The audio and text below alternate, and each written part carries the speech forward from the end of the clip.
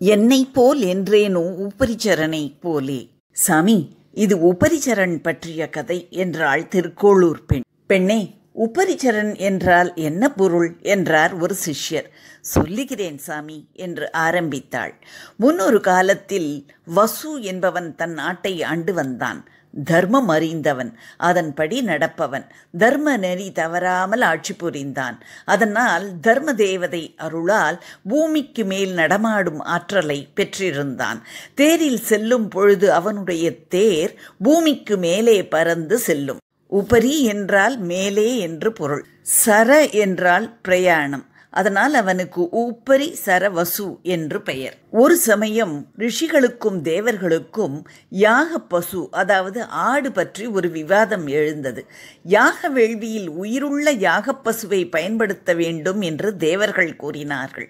ரிஷிகளோ அது ஜீவஹிம்சை, உயிருள்ள யாக பசுவிற்கு பதிலாக மாவினால் யாக பசு போன்ற ஒரு உருவம் ஒன்றை செய்து அதை பயன்படுத்தலாம் என்றார்கள். விவாதம் முடிவுக்கு வர முடியவில்லை. விவாதம் பெரிய சர்ச்சையாகியது.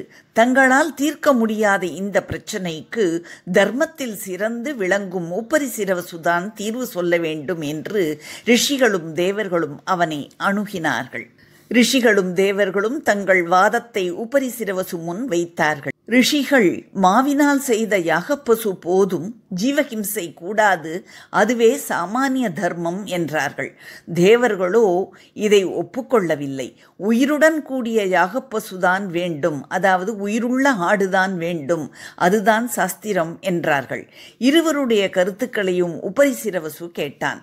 தன் உயிரைப் போல பிற உயிர்களை மதிப்பவன் உபரிசிரவசு. அதனால் அவன் ரிஷிகளின் கூற்றையே ஆமோதித்தான். என்னை வெட்டினால் எனக்கு வலிக்கும், அதுபோலத்தானே இந்த யாகப்பசுவிற்கு வலிக்கும். என்னைப் போலத்தானே யாகப்பசுவும் உயிர் வாழத்தக்கது, அதை வதைக்கக்கூடாது என்றான். இந்த தீர்ப்பினால் கோபம் கொண்ட தேவர்கள் அவனை நீ பூமியில் விழக்கடவாய் என்று சபித்தார்கள். உபரிசிரவசு கலங்கவில்லை. அவன் தேர் ஆகாயத்தில் இருந்து கீழே பூமியில் விழுந்து அழுந்தியது. தேரெழுந்திய ஊரே தேரெழுந்தூர்.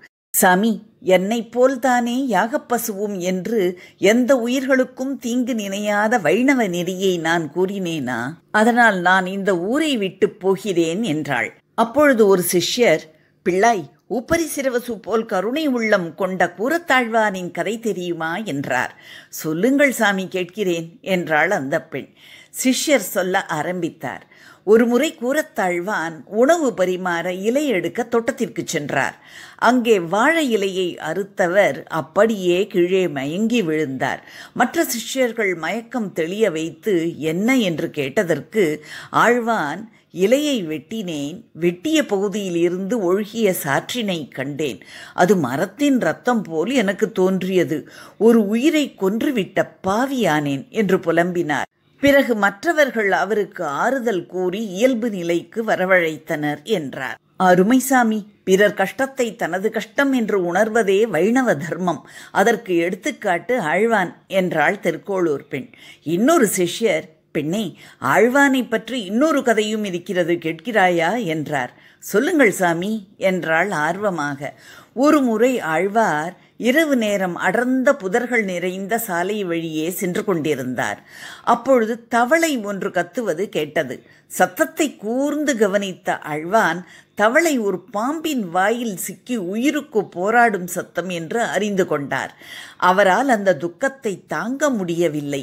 ஐயோ, உதவ முடியவில்லையே, அந்த தவளை யாரிடம் சென்று உதவி கேட்கும் என்று நினைத்து மயங்கி விழுந்தார். பின்னர் மயக்கம் தெளிந்து அந்த சத்தம் வந்த திசையை நோக்கி சென்று பாம்பின் தாடையை சாமர்த்தியமாக அகற்றி தவளையை விடுவித்தார். எவ்வளவு சிறிய உயிராக இருந்தாலும் அதன் மீது நமக்கு கருணை இருக்க வேண்டும் என்றார் அந்த சிஷ்யர். உடனே அந்த சின்ன பெண், யான் சிறியன் என்றேனோ திருமலை நம்பி போலே என்றாள். இந்த கதையை அடுத்த வீடியோவில் கேட்போமா? சேனலுடன் இணைந்திருங்கள். To watch more videos, please press the subscribe button and the bell icon.